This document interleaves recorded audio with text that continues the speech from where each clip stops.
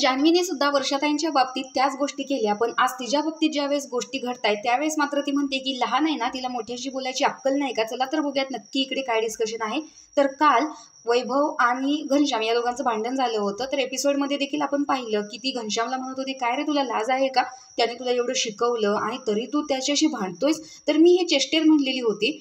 तर तो मला म्हणतोय की तुझ्याकडे जरा शिल्लक असेल तर मला दे ना लाज. हे सुद्धा आपण एपिसोडमध्ये पाहिलं. तर याच गोष्टीमुळे इकडे जान्हवी चिडलेली आहे की याला लहान आहे, बोलायची अक्कल नाही. पण हीच जान्हवी पहिल्या मंथमध्ये पूर्ण वर्षाताईंना टार्गेट करत होती की तुम्हाला अक्कलच नाहीये वगैरे सगळं काही बोलून बसली होती, ज्यामुळे तिचा प्रेक्षकांना देखील राग आलेला होता. तर ज्यावेळेस अंकिता आतमध्ये जाते त्यावेळेस सुद्धा तू असं तिरकं बघत असतो असं वैभव सांगतो. तर तो सांगतो की तू तिला बघायचंच असेल तर नीट बघ ना, तर तू तिरके का बघतोस तिच्याकडे. तर तो मलाच म्हणतो की तू माझ्याकडे कशाला बघतोस मी तिच्याकडे बघताना. तर असं घनश्याम पूर्णपणे उलट उत्तरं देत असतो.